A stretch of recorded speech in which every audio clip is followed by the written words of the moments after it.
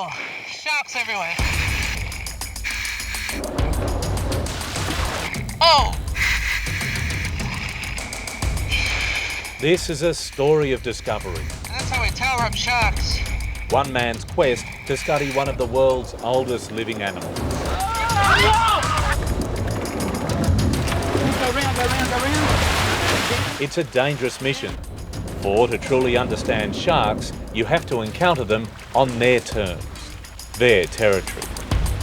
If you flinch or hesitate, those animals will know, and you give them a weak opportunity, like you're slacking off on one arm, they'll spin around and have a go. Show no fear. Show no fear, no. Under the surface, Richard Fitzpatrick looks like a maverick. But in truth, he's a serious scientist with a serious message. At the moment, we're losing hundreds of millions of sharks each year from fishing. And these are the top order predators, and what the effects are going to be on the ocean are going to be catastrophic. Okay, cheers, hook.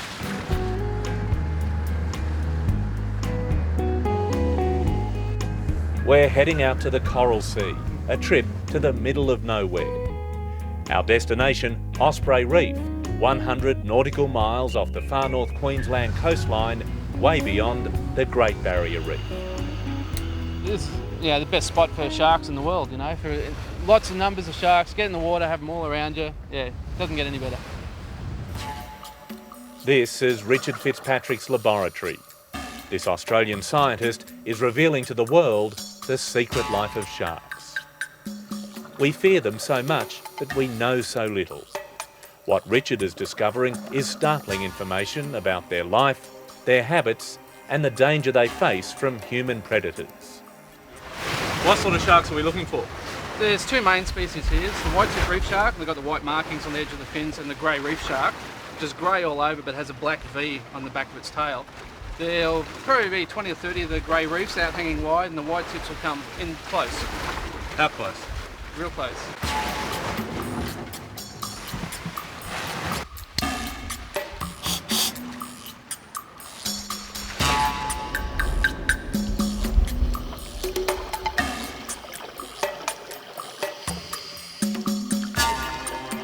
The natural reaction for us humans is to flee when we see a shark.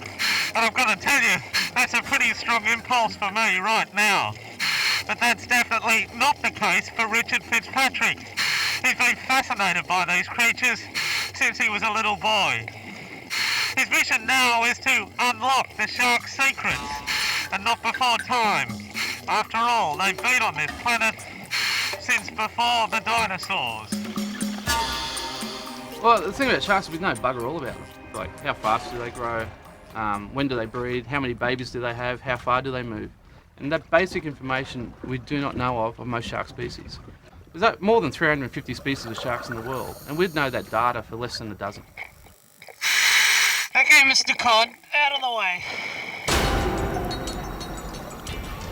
You can see they come nice and close to the crate, and that enables us to get close enough to tail rope them. Okay, this is going to get a bit feisty for a moment. So what we do is just try and get the shark's tail. Whoa! Settle down. These white reef sharks are relatively small, Oh, this one's a bit excited. but they're also fast and very strong. Just watch how Richard catches them. He lassoes them.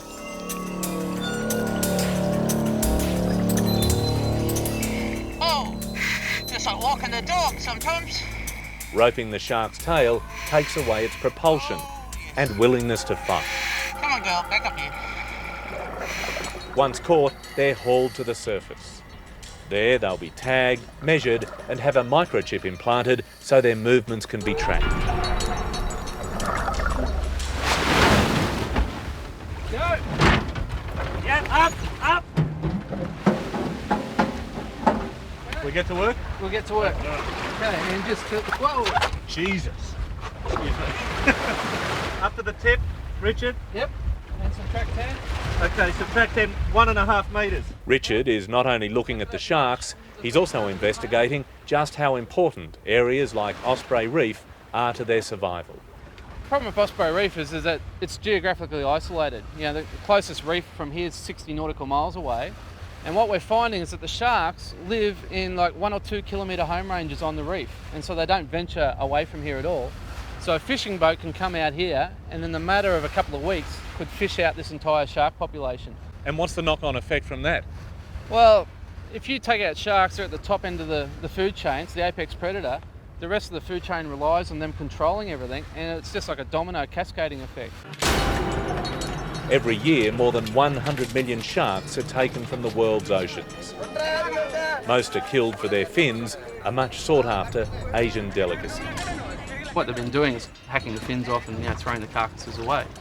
And that's a waste of resource. If you're going to exploit an animal, you should use the whole animal and not be wasteful like that. The number of sharks being taken out of the whole South Pacific at the moment is just abysmal. It's just absolutely frightening. This has become a race against time for Richard Fitzpatrick, but his subjects are a difficult study. These grey reef sharks are too powerful to be tail roped in the water, so they must be enticed onto the back of the boat with bait. It's a really powerful animal, so it's going to take quite a few of us just to hold it down. Watch the tail. The whole animal, when you see it come on the deck, it's just solid muscle, and that tail's just going to be doing this. And it can dissipate fingers and stuff like that. So it's 110% when you grab onto them, and stay away from the pointy end of the mouth.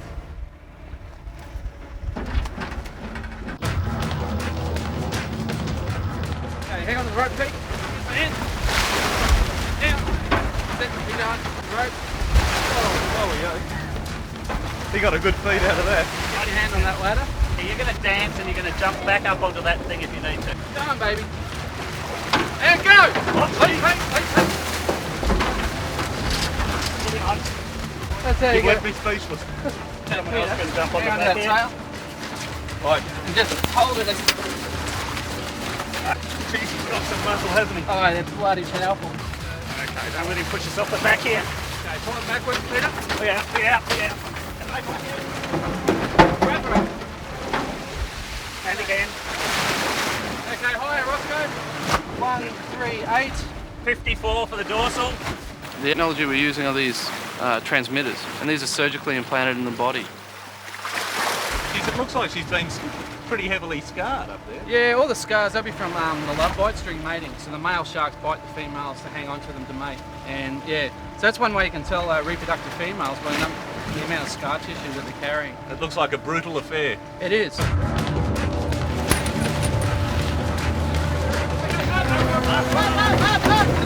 Well done. So I'll just shove that in under the dorsal fin here. Just go in the dorsal saddle here, where the skin's the thinnest. Ready for a kick.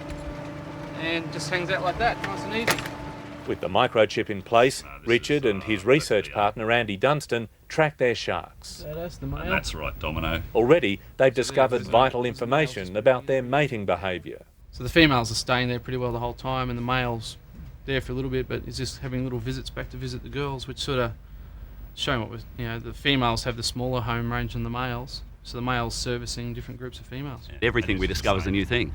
So the use of good technology now and being able to look at their movement patterns and their growth rates and reproduction, everything is new.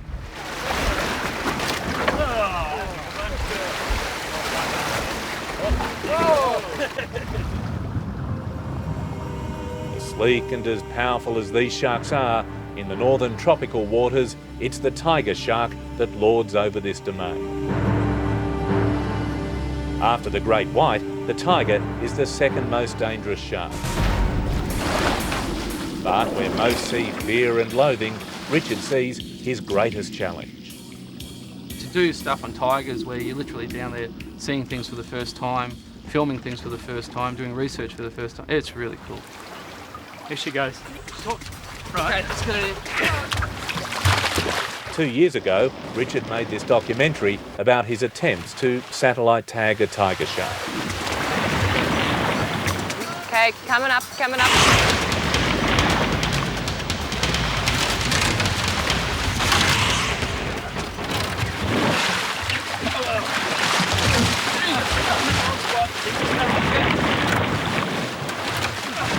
Okay, she's hooked.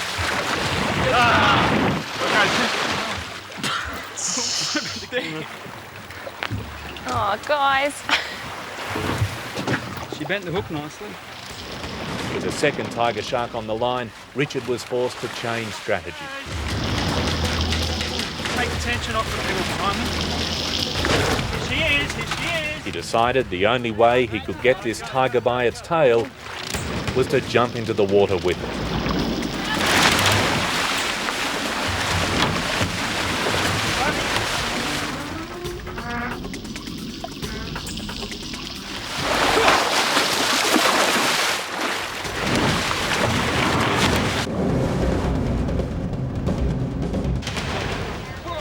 I don't think there's a word strong enough to describe you going in with this tiger shark with his jaws wide open off the back of that board.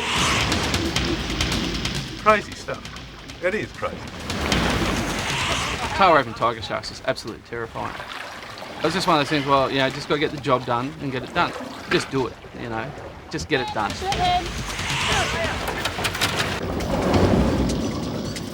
There's bubbles everywhere. I was looking for the tail. You put your arms out and the head just comes out in front of you and just like the wrong end. Today, Richard and his team have attached satellite tags to 5 tiger sharks. Their movements tracked from space. She's swimming away beautifully. Oh, what a beautiful girl. You beauty.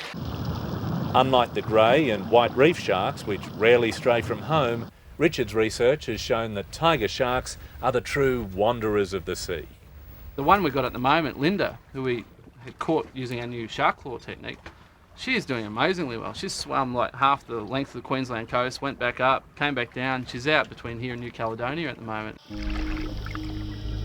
You always think of, you know, tigers sticking close to reefs and things like that. She's out there in 2,000 to 3,000 metres of water. And what the hell she's doing out there, we've got no idea. When Richard farewelled Linda, it was to an uncertain fate. With only a fraction of the coral sea protected, he fears that one of the last great shark havens could soon be decimated. People are going to have to start making an active and be responsible themselves by selecting what they do eat and, you know, avoiding animals at the top of the food chain, particularly oceanic animals, would be a major step. And yeah, I've given up eating all the top end predators myself. I think it's a karma thing too. I kind of think I don't eat them, they won't eat me. Come on. There's whole areas of the ocean now that are shark free, and it's something that we have to control right now. You know, it's not a couple of months or a couple of years down the track. We have to take action right now.